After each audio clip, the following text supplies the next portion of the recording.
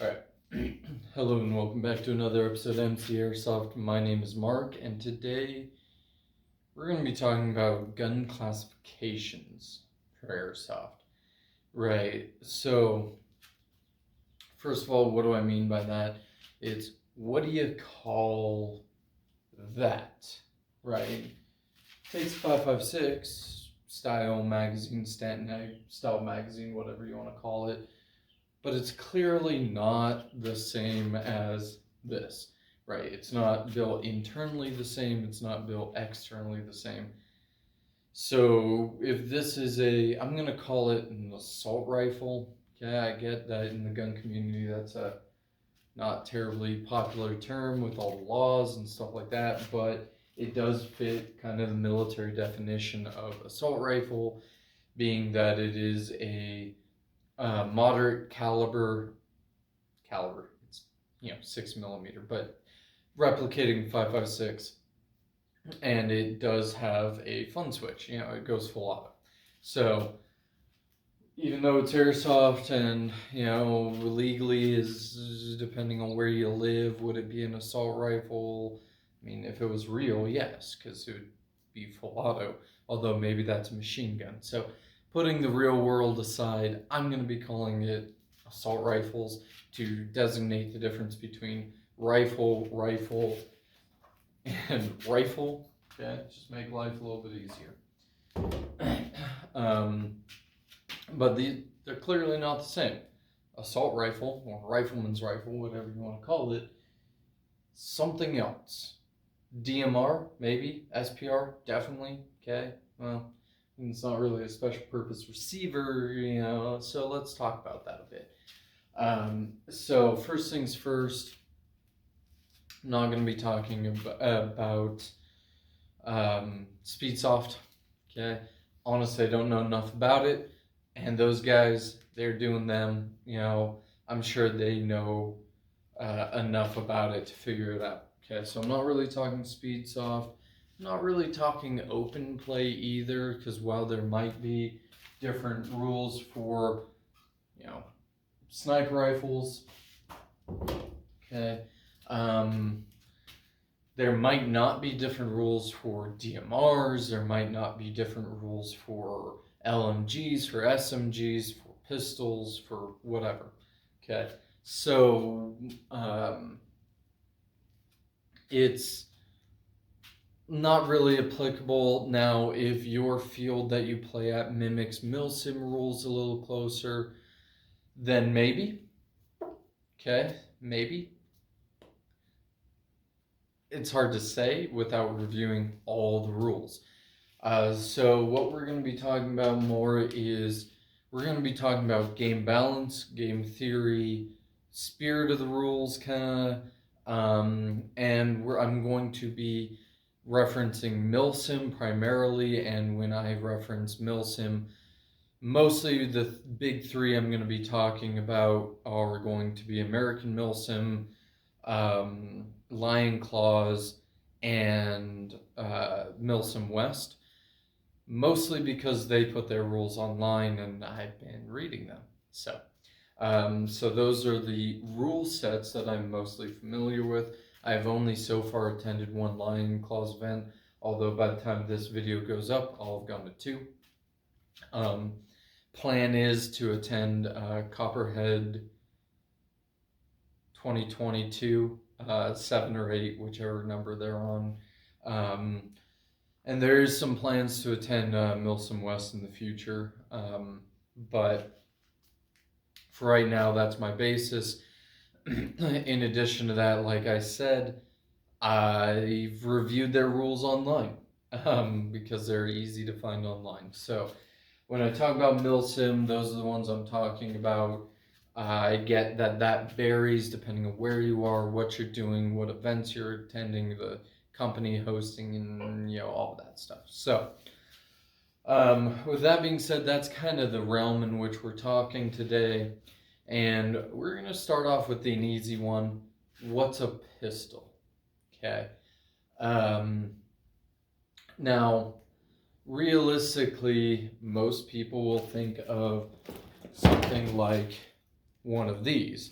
Okay, this is obviously has some modifications done to it. This is mostly just a high kappa with cosmetics. But one of these, right? So is a pistol something, I had to drop the hammer on that. Is the pistol something that you can only use at close quarters within, kind of pistol ranges comparatively to rifles? Is it something semi-automatic only? Is it, what are we talking about here? What's the range, kind of FPS kind of thing? Because this out of the box definitely is a pistol, right? No one can really deny that this is a pistol out of the box. You take off the red dot, add a different barrel. That's pretty much how it came. Problem was, it came shooting about 460 out of the box with .2s. So it's obviously shooting pretty hot. Okay, so so compared to something like this, which is shooting about 310, 320 out of the box, okay, there's obviously a big difference there. This FPS wise wouldn't even fit into rifleman categories. So it's a weird one, right? It's a weird one, being that it's not out of the box without modification. Doesn't really fit it. Doesn't fit the idea of it. And then you can, attach a suppressor. Maybe you run a longer barrel through it. They do make a version of this that's a little more rifle with the stock and all of that, same magazines and all that.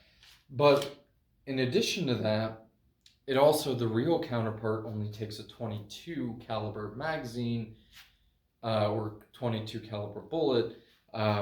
It's the Ruger Mark series, Mark 1 through I think 5 or 6 now. So it only takes a 22 caliber, as opposed to most military firearms, which at minimum will take, or most military pistols, which at minimum take a 9mm. Granted, yes, the real versions of these were used in the military, maybe still are. They're a little more secret squirrels, so it's a little harder to tell. Whereas something like this was never used in the military. 2011s have seen limited use with, I want to say it's the Marshal Service in the U.S. or I want to say it's Marshal Service. But there is, I believe it's the STI 2011, which has been adopted for, it's not military, but military-esque units, police, somewhere in between police and military. So, which of those is a pistol if the other is not? And then, for example, this is still being worked on, so it's apart right now, but is this a pistol? Okay. Or something like the Scorpion, the VZ61 specifically, not the Evo. The Evo's kind of definitely not a pistol. It's a little easier to tell. Now, then again, if you take the Evo, you shorten down the barrel all the way and you put a flush stock adapter on there, is this a pistol? Okay. Now, personally, I would say no. That's just my take on it, is that this is not a pistol. It's an SMG, but if you don't have SMG rules, it's not quite the same as using a rifle. It's a kind of a pistol, right? So pistols are weird because is it barrel length? Well, this one, again, has a longer barrel than this. So if it's barrel length, then this shouldn't be a pistol and this should. Is it ammo capacity? Maybe. This one, especially when you get into drums, has a large ammo capacity. You stick a drum in there, which, maybe not, depending on the milsim you're at. But even a mid cap, you're holding, 100 rounds or so, let's say 80 to 120, whatever the case is. So you throw a mid cap in here, is this still a pistol? A low cap, maybe not, because this would hold about the same as a standard capacity, low capacity magazine in this. So is it a pistol? It's hard to say. If you hear noise in the background, there is a wooden platform on the other side of this wall that my dog is currently scratching himself on. Um, but yeah, so it's a little hard to say, because is it ammo capacity? Is it size overall? Right? Because then maybe I can't run the suppressor because it's a size thing. Whereas without the suppressor, this is bigger than this. The Desert Eagle, right, is a huge pistol. And then you can say, okay, well, what about a single shot, a single shot pistol sized, pistol grip, whole 9 yards. What about that? Well, what if that happens to be a grenade launcher? Okay, that's a little more of an obvious one. Grenade launchers aren't pistols. They would fall under grenades, but that's kind of where I'm at with pistols. Is it's one of the easier ones to talk about, but there's still not a great way to determine what a pistol is. For instance, and if we go by what was adopted in the military, which is a tricky one with airsoft, because then things like the high kappa, if we're saying, hey, unless you're, let's say militia or something, then it has to be something that's been adopted by the military, a military. Well, 2011s are out because they haven't been adopted by the military, at least as far as I've been able to tell.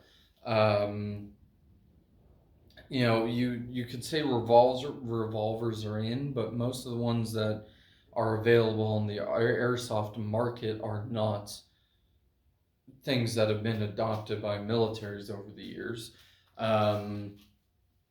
Maybe you could make an argument for the single action army at a milsim event. Sure.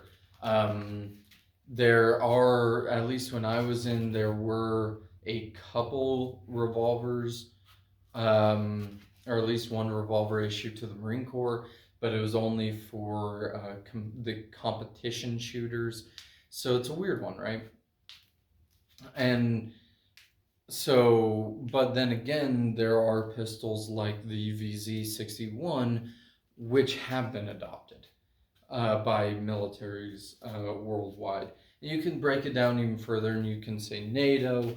Okay, if you're running a NATO kit, you can't use a VZ61, things like that. So breaking it down by actual model is a tough one. Breaking it down by ammo capacity is a tough one, because then if I show up and get my MP5K checked in as a pistol with standard capacity magazines, then sure, maybe I can't run any other magazines out of it, but what's the limit on that? Is that 30? Is that 80 because it's airsoft or whatever? So it's an interesting one. And that's kind of what I wanted to rant about today. It's just interesting. The next easy one is shotguns, because they come in largely 3 flavors. There's single shot shotguns, where they're essentially just, the sniper rifles, whatever you want to call them. Spring action, 1 BB comes out per 1 pull of the trigger. There are cheap ones, there are expensive ones. Is that a shotgun? Well, it looks like a shotgun, but it doesn't function like a shotgun. But most people will say yes, it is a shotgun, but not in airsoft terms. In airsoft terms, it's more like a sniper rifle. So it's a weird one. Then you get into like your tri-shots. whether that is gas powered or spring powered, those are definitely shotguns, right?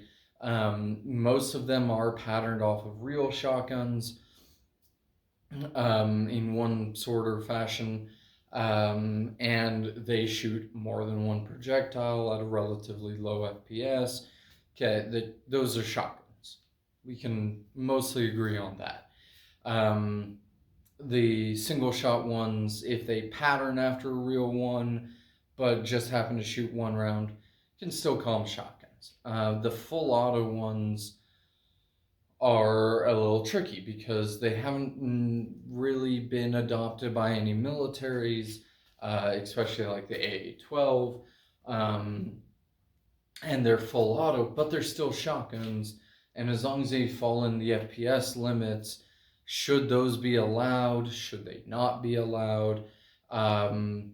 Personally, my opinion is if you have an SMG class, fit the full auto shotguns into the SMG class because they're kind of the same thing. Low FPS, full auto, high rate of fire. Granted, they're probably going to be bigger, but maybe that could fit in there, whereas it doesn't fit in really with shotguns, which are slower rate of fire, a little bit higher FPS, but you get a pattern, right? So shotguns are probably the easiest one to define, but still there's a little trickiness there. Then you go into sniper rifles. Now most fields say sniper rifles are bolt action, right? They don't, generally speaking, have to be something that's ever been issued. Most of the time, the milsims that I've read the tax ops for don't say that they have to be an issued pattern. I went a little more militia look or old school look for this one, so I can use it a little bit everywhere. But it's generally a little less defined, just being that it has to be bolt action.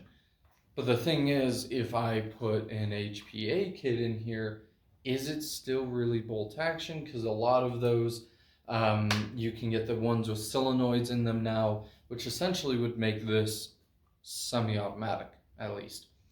So, should those be allowed? Because now we're talking internal modifications rather than just the look of the gun.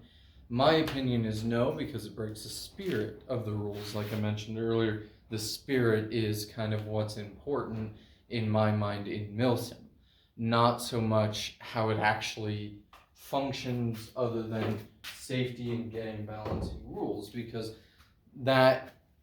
putting an HPA kit in there would allow it to fire semi-automatic, would break the spirit of the rule set, being that the spirit is bolt action, manual operation, something along those lines. The spirit of the rule set for game balancing is slow rate of fire,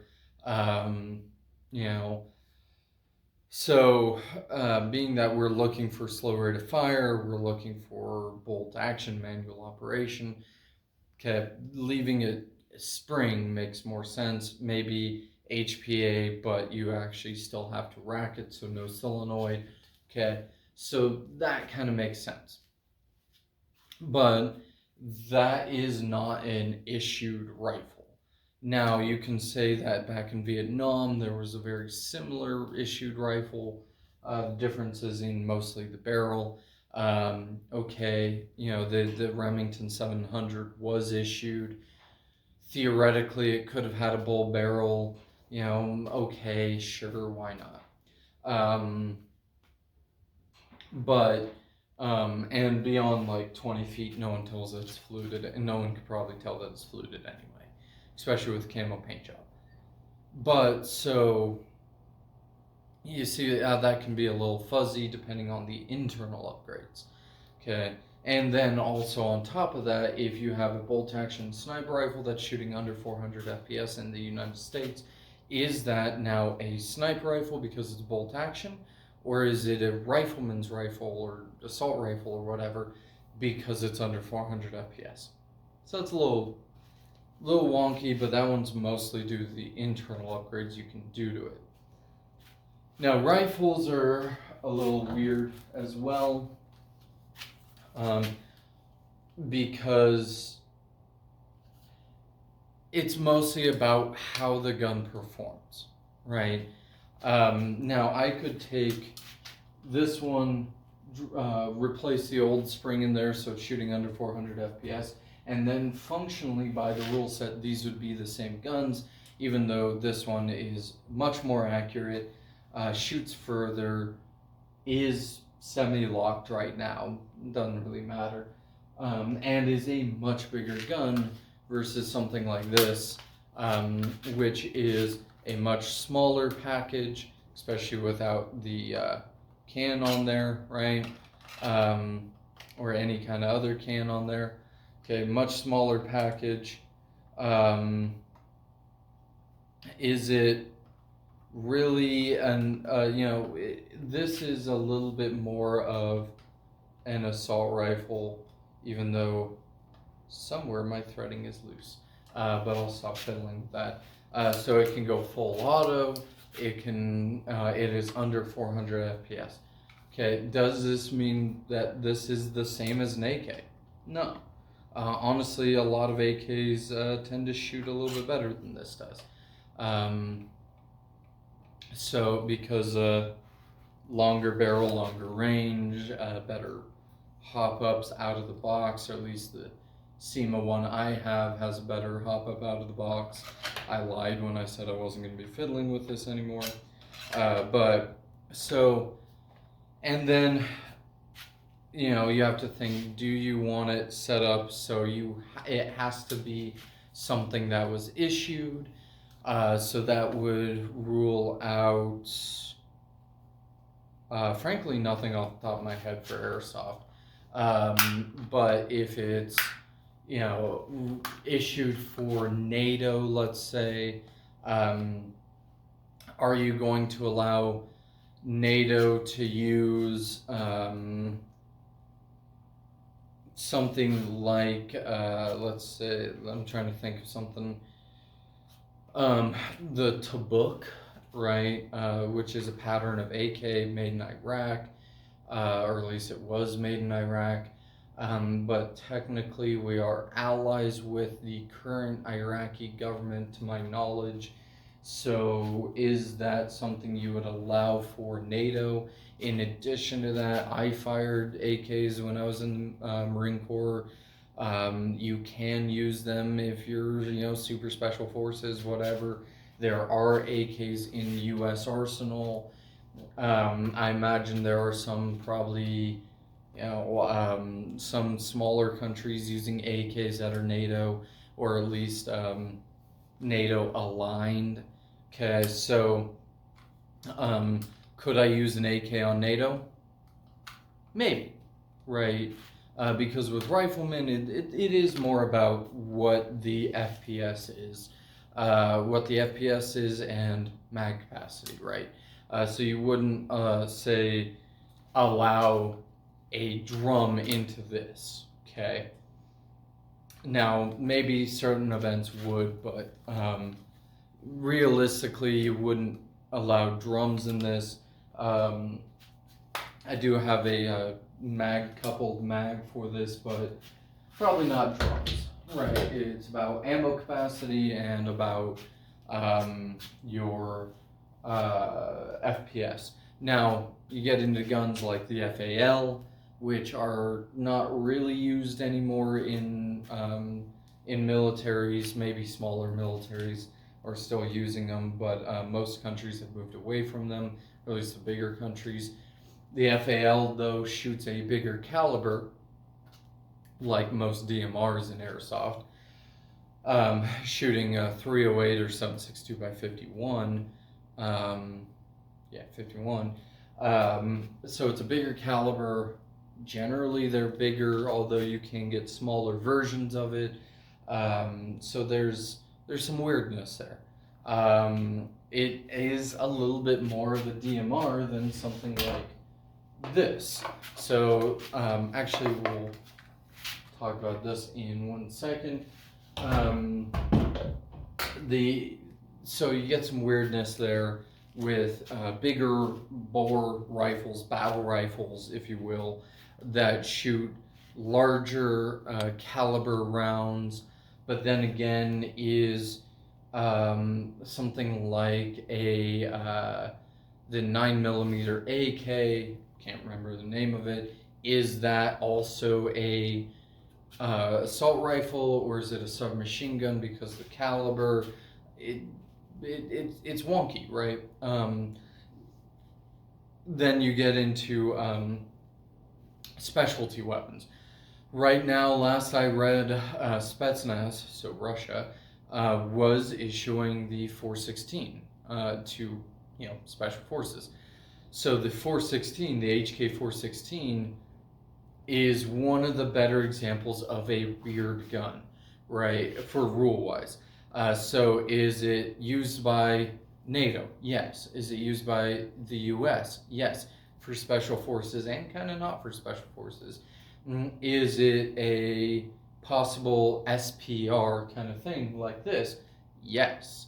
With the longer barrel variants, they have been used as SPR type weapons, specifically for the Marine Corps. That's one of the things they were looking at, and they were testing when I was in with the IARs. They were testing on whether or not it was going to essentially replace the Mark 12, as something still 5.56, but longer distance. Put a good scope on it, shoot it out further, maybe a suppressor. Is it a decent designated marksman rifle or squad designated marksman rifle?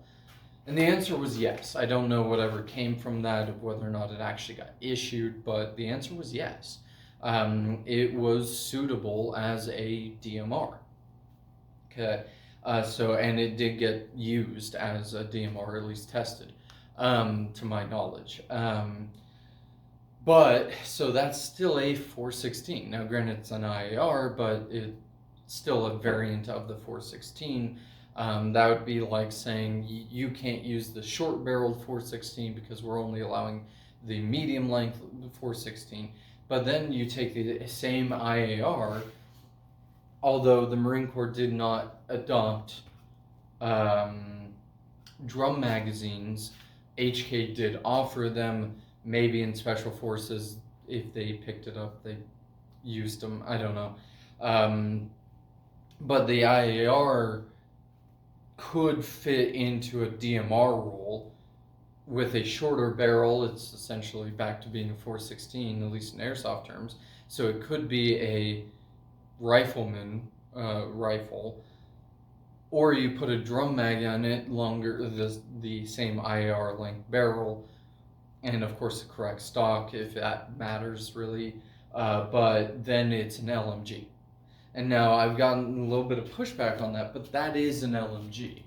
And so we'll hit on DMRs real quick. So is a DMR just a scoped M16 length, or you could say the Iraqi Tabuk Dragunov, or their take on the Dragunov role, was just an AK with a long barrel and a scope, and a different stock.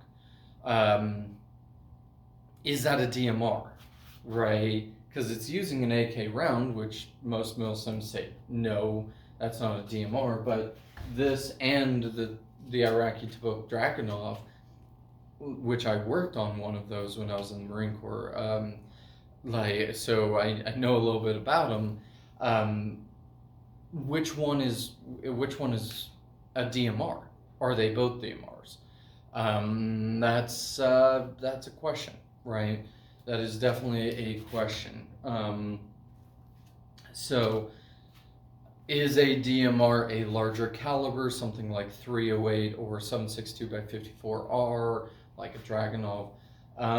Is the DMR based on real world caliber. So could